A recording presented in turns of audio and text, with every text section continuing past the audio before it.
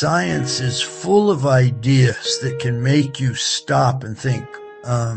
Sometimes these ideas seem to challenge everything we know. You might come across a statement that sounds incredibly bold, perhaps even a bit strange. One such claim is this: the square root of the speed of light is equal to twice the speed of light. It is a very direct statement. It takes a fundamental constant of the universe, the speed of light, and proposes a simple mathematical relationship. On the surface, it has the ring of a profound secret, a hidden symmetry in nature. But does it hold up to scrutiny? When we face a claim like this, our first instinct as scientists, and indeed as curious people, should be to check it. We should not just accept it because it sounds interesting. We should not dismiss it because it sounds wrong. We should do the maths. The beauty of physics is that many of its grandest ideas can be explored with simple arithmetic. This is one of those moments. First, we need the number itself. The speed of light in a vacuum, c, is a universal constant. Its exact value is 2,999,792,458 meters per second. It is an astonishingly fast speed. A beam of light could circle the Earth more than 7 times in a single second. For our calculation, we can use this precise value. The claim states that the square root of this number should be equal to 2 times this number. Let us calculate both sides of that proposed equation. The square root of c equals 2 times c, and see if they match. It is a simple test, but it will be very revealing. Let's calculate the first part, the square root of c. We need to find the square root of 299,792,458. When you put this into a calculator, you get a result that is approximately 17,314.51. So according to the claim, this number, around 17,000, should be equal to the other side of the equation. Already we might feel a bit of skepticism. The square root of a very large number is a much smaller number. This is a general rule of arithmetic. Now for the second part of the claim, twice the speed of light, or 2 times c, this is a much more straightforward calculation. We simply take the value of c and multiply it by 2. The result is 599,584,916. This is a huge number, close to 600 million. It represents a speed that is, as you would expect, double the speed of light. It is a purely hypothetical speed in our current understanding of physics. Now we have the 2 numbers we need. The moment of truth has arrived. We compare the 2 results. On one side, we have the square root of c, which is about 17,314. On the other side, we have 2 times c, which is about 599 through 584,916. It is immediately and profoundly obvious that these 2 numbers are not the same. They are not even in the same ballpark. One is a 5-digit number and the other is a 9-digit number. Therefore, as a statement of simple numerical fact, the claim that the square root of c equals 2 times c is false. The numbers simply do not match up. It is a mathematical impossibility. Beyond the glaring numerical error, there is a second, more subtle reason why the equation C2c cannot be correct. This reason is fundamental to all of physics. It is the problem of units. In science, numbers are almost always attached to units. They tell us what we are measuring. For example, we do not just say the distance is 10. We say it is 10 meters. We say it is 10 kilometers. Its units are meters per second, written as ms. This tells us it is a measure of distance traveled over a period of time. When we perform mathematical operations on physical quantities, we must also perform them on their units. Let us look at the right side first. 2 times c. Here we are just multiplying the speed of light by a pure number, 2. The units do not change. So 2 times c still has units of meters per second. It represents a speed just like c does. This is perfectly fine. If you double your speed in a car, you are still measuring your speed in miles per hour. You are still measuring your speed in kilometers per hour. The unit of measurement remains the same. Now consider the left side, the square root of c. When we take the square root of the number, we must also take the square root of its units. The unit of c is meters per second, so the unit of SQRTC would be the square root of meters per second. This gives us a very strange unit. Meters to the 1/2 per second to the 1/2. This is not a unit of speed. This is not a unit of acceleration. It is a type of quantity with no obvious everyday meaning. It is a different kind of thing entirely. This is the core of the problem. The equation C sure 2C claims two fundamentally different kinds of quantities are equal. One side has units of meters to the 1/2 per second to the 1/2. The other has units of meters per second. It is like saying an area in square meters equals a length in meters. You cannot compare them. It is an apples and oranges comparison. In physics, an equation must be dimensionally consistent. The units on both sides must match. Because they do not, the claim is invalid for this second, very important reason. So the original claim is false, both numerically and in its use of units. Does that mean we should just throw the idea away? Not necessarily. Sometimes a wrong idea can be the seed of a very interesting right idea.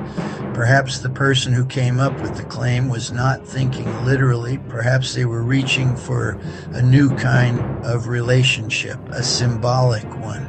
Let us try to be charitable and see if we can build something valid from the ruins of the original statement. We can keep the structure of the equation, but change what it is acting upon. Instead of taking the square root of the number c, what if the square root operation acts on a different physical quantity? Let us imagine there is a new field in the universe. We can call it the Quanta field. This is just a name for now, a placeholder for a new concept. A field in physics is something that has a value at every point in space and time. The temperature in a room is a simple example of a field. We are proposing a new hypothetical field, Q. This Q is not the speed of light, it is its own thing. Now we need to choose the properties of this new quantity, Q, very carefully. The main problem with the original claim was the units. The square root of a speed gave us nonsensical units. So let's define our new quantity Q in a way that fixes this. Let's postulate that Q has units of meters per second squared or ms squared. This might seem a bit abstract, but it is a perfectly valid type of unit in physics. For example, certain measures of energy or intensity can have units like this. By defining Q in this way, we have set the stage for a new corrected equation. If Q has units of meters per second squared, then the square root of meters per second squared is simply meters per second. Suddenly, the units work out perfectly. The square root of our new quantity, root Q, has the units of a speed, meters per second. Now we have something that we can compare to the speed of light, c, or to twice the speed of light, 2c. We have rescued the mathematical structure of the idea by inventing a new quantity for it to act on. Now that we have our new quantity, Q, we can formulate a clear and consistent postulate. We can call it the quanta superluminal postulate. Let there be a new physical quantity, Q, called the quanta field intensity. We define Q so its square root represents a propagation velocity, which we will call v. We then postulate that this velocity v is equal to twice the speed of light. Writing this as a single clean equation, we get v equals root Q equals 2c. This equation is now mathematically and dimensionally correct. The symbol V stands for a velocity, with units of meters per second. The symbol Q represents our new field quantity. For the equation to work, Q must be equal to 2c squared. This means Q equals 4c squared. Since c has units of meters per second, c squared has units of meters per second squared, which matches our requirement for Q. Finally, c is the good old speed of light, a constant. Every symbol is clearly defined. The units on both sides of the equation V equals 2c are meters per second. The equation balances perfectly. This is a huge improvement over the original claim, moving from a confusing and incorrect statement to a precise and workable postulate. Having a clean equation is a great start, but what could it actually mean for physics? What is this velocity v that is supposedly twice the speed of light? And what is the field Q? A postulate is only useful if it can connect to some aspect of reality, even a hypothetical one. One interpretation is that Q represents a property of the vacuum of space itself. In our standard understanding, the vacuum has a baseline state, and in that state the speed limit is c. Nothing can go faster. But what if the vacuum can be excited into a different state? Many theories in modern physics, like string theory, suggest the vacuum is much more complex than just empty space. It might have hidden properties that can be activated at very high energies. Our field Q could represent the energy density of such an excited vacuum. In this view, in our normal low-energy world, Q is zero, and the postulate does nothing. But in an extreme environment, perhaps near a black hole, or in the first moments of the Big Bang, Q could become very large, allowing for a new mode of propagation, V, that is faster than light. This idea of a faster than light or superluminal propagation must be handled with extreme care. One reason c is considered a universal speed limit is to protect the principle of causality, the idea that a cause must always happen before its effect. If you could send a signal faster than light, you could, in theory, send a message back in time, creating all sorts of logical paradoxes. Any theory that includes a velocity v greater than c must also provide a mechanism to explain why causality is not violated. Our simple postulate does not do this, but it provides a framework where such questions can be asked. In conclusion, the simple statement that the square root of c equals 2c is demonstrably false. It fails a simple numerical check. It fails the fundamental requirement for consistent units. However, the spirit of the claim can be transformed into a legitimate scientific postulate. By defining a new field, Q, we can write a consistent equation, V SQRT Q, Tritium 2C. This turns a mathematical myth into a potential piece of physics. To make it a full theory, one would need to specify the rules for Q and propose experiments to detect it. This is the way science works. It refines raw ideas, tests them, and builds clear, careful models of our wonderful universe. Let us keep questioning boldly and calculating carefully. Imagine if space itself could give you a fast lane. Imagine if space itself could give you a fast lane. Not warp drives or wormholes, just a proposed way the vacuum might let energy slip through a kind of tunneling corridor. I'm calling this a Quanta Spacefield hypothesis. And to keep it clear, I'll label everything as a proposal, not proven physics. First, a definition I can test intellectually. Quanta propulsion definition, C2 equals 2C. C2 is the proposed quanta superluminal propulsion state. and 2c is, well, twice the speed of light. This is not an accepted equation in physics. It's a placeholder to talk about a threshold. Now I need a propulsion parameter to aim for. Proposed propulsion parameter, ET equals 34,096,000 QPU. QPU stands for Quanta Propulsion Units, an invented unit in this framework to keep numbers honest with dimensions. ET is the proposed energy thrust level associated with establishing a Quanta Spacefield tunneling path through the vacuum.